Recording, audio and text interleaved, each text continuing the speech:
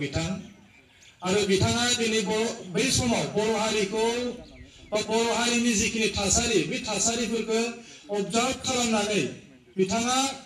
माखासे थासारिफोरखौ मोनदांनानै दुलाराय बर' फरायसा आफादनि आफादगिरि जाजेननाय समनिफ्रायनो बे बिथांनि गोसोआव गुद गुद मोनखांबाय थानाय मोनसे खामानिखौ जोङो मावफुंथारनांगोन हयथ' बिथांनि गोसोआव गुद गुद मोननानै बे बाथ्राखौ बिथाङा सानबाय थाखादोंमोन आरो बेबायदिनो आफादगिरि जाजेननायनिफ्रायनो बिथांनि दैदेननायावनो 1987 मायथाइनि दिनैनि जा 2 मार्च खालारनिफ्रायनो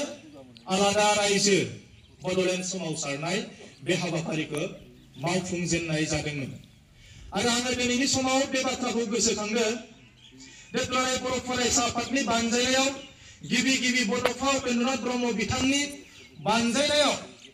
जि सोमावसारनाय जादों निश्चय बिथाङाबो सानखांदोंमोन खोमा बै जोंनि राव हारिमु थुनलाइ बेखौ फोथांनांगौनि थाखाय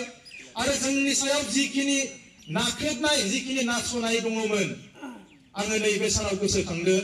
निश्चय जोंनि फारसे सोरबा जुदि गादबनाय फैयामोनबा जोंनि हारिमुखौ सोरबा नेवसियामोनबा जोंनि जिखिनि गाननाय जोमनाय दा बेखौ फोथांनांगौनि थाखाय जिखिनि नांथाब नाजानाय नांगौ जानाय दा बे बाथ्राखौ सोरबाया जुदि जोंनि हेंथायै मावामोनबा जों हयथ' आन्दोलन खालामनो रोंनाय नङामोन खोमा जों हयथ' मुभमेन्ट खालामनो सिन्था खालामनायानो नङामोन खोमा दा ओंखायनो आङो दिनैनि सानाव गोसोखांदो बे जायफोर बिथांमोना बै समाव बर' हारिखौ गादबनो नाजादोंमोन जोंखौ दिनै खैफोदाव दोननो नाजादोंमोन बिथांमोननि फाव फान्दायनायनि थाखायनो दिनै बर' हारिया नैबे थासारियाव सफैबाय दा बिथांमोना जोंनि जि राव रायलायनाय दा बेफोरखौ जबरदस्ति जाबसिनानै होनो नागिरोमोन मोनसे समाव माखासे जायगाफोराव जोङो जोंनि ड्रेसखौ जोङो उदाङै जोङो गाननो हायामोन बर' रावखौ जोङो उदाङै रायलायनो हायामोन जोंनि हारिमुवा दिनै मा मोस्लेर जालांबायमोन आरो बेखौ फोजोबनो थाखाय सोरबा जोंनि सुथुरा नाजागासिनो दंमोन आरो नाजानायखौनो दिनै बै समनि जोंनि गेदेमा बिथांमोना मोनदांनानै बे बाथ्राखौ मिथिनायनो जों आलादा रायजो बड'लेण्डनि थाखाय आन्दोलन खालामाबा जानाय नंला जोङो सेपारेट स्टेटखौ जोङो मोननांसिगोन जोङो बिथांमोनजों थाबाय थायोबा जानाय नंला हयथ' बेखिनि सानखांनाया फैनायनि थाखायनो दिनैनि सान जे 2 मार्च 1987 मायथाइनि आलादा रायजो बड'लेण्ड सोमावसारनाय दा बेखौ जागायदोंमोन आरो बेनिफ्रायनो दिनै फैयै मोनसे समाव दिनै बिएसि सुक्ति जाबाय 1993 मायथाइनि 20 फेब्रुवारियाव दा बेखौ दुलाराय बर' फरायसा आफादा बे बिएससिजों जेबो जानाय नङा होननानै दा बेखौ जोङो दोनथ'बाय बेजों जानाय नंला बेजों माखासे खामानिखौ जोङो मावफुंनो हानाय नङा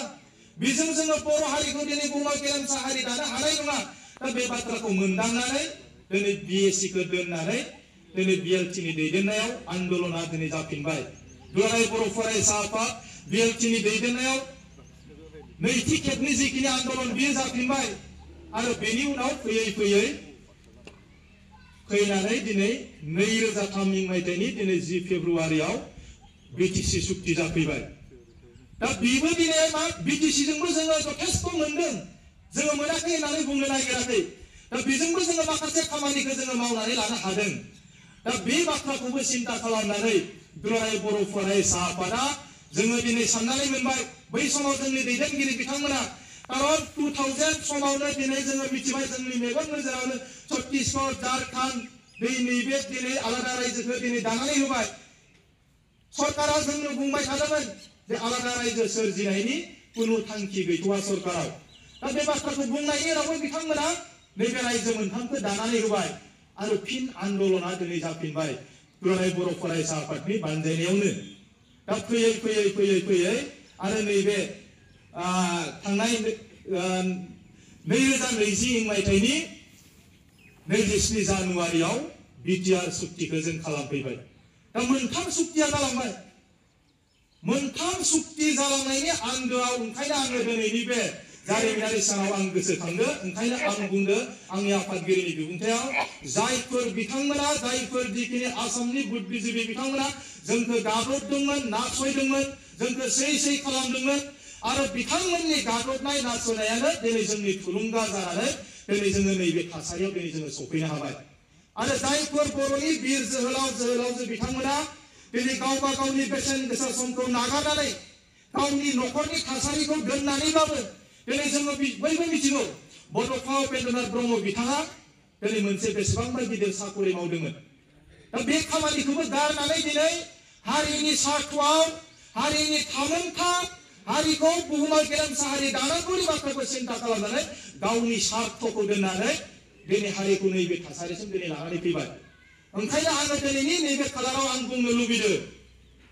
थैनानै थांनाय मानसियाबो खामानि मावो। बड'फा उपेन्द्रनाथ ब्रह्मआ दिनै जोंनि गेजेराव गैला, बिथाङा दिनै रुंसारि जालांबाय। किन्तु बिथांनि मुङावनो दुलाराय बर' फरायसा आफादा माखासे मिशन फोसावनानै दिनै खामानि मावगासिनो दं। थारमाने मा बिथाङा थैना थांदोंब्लाबो बिथाङा सोरगोआव दङब्लाबो थैनानै थांनाय मानसियाबो दिनै खामानि मावगासिनो दङ। दा थैनानै थांनाय मानसियानो जुदि खामानि मावनो हायोबा बिथांनि सान्थौ आरो सानस्रियानो दिनै बर' हारिखौ दिनै गोजौ फारसे लांनांगौनि थाखाय दिनै जों थांनानै थानाय मानसिफोर थांनानै दङ। जोङो थांनानै थानाय आथिखालनि जिखिनि जोङो दैदेनगिरिफोर दङ, जोंनि मेलेमजिबि बिथांमोन दङ, जोंनि साधारन रायजो बिथांमोन दङ। दा बिथांमोनाबो साफा साफा जोङो दिनै दायित्वखौ लानानै हारिनि गेदेरथार दिनै सार्थखौ लानानै जोङो बयबो दिनै खामानि मावनो थाखाय जोङो ओंखारबोनो नांगोन। दा ओंखायनो आङो दिनैनि बे जा 2 मार्च बड'लेण्ड सोमावसारनाय सानजों लोब्बा लाखिनानै आङो गोलाव बिबुंथि लाखिनो नागिराखै। दे जों बयबो मिथिखागौ दुलाराय बर' फरायसा आफादा नैबे हाबाफारिखौ थांनाय समाव एसे गोदोरै जोङो खालामबोनाय जादोंमोन। दा बेखौ मानो एसे फिसायै खालामनाय जादों दा बेखौथ' बांद्राय बरनायनानै बुंनायनि गोनांथि गैया। जों साफ्रोमबो दिनै बुजिलायजोबगौ। मानोना दुलाराय बर' फरायसा आफाद NDFBनि मोनब्रै ग्रुप दिनै UBPO आरो दिनै आसाम सरकार आरो भारत सरकारनि गेजेराव मोनसे जि सुक्ति जाबाय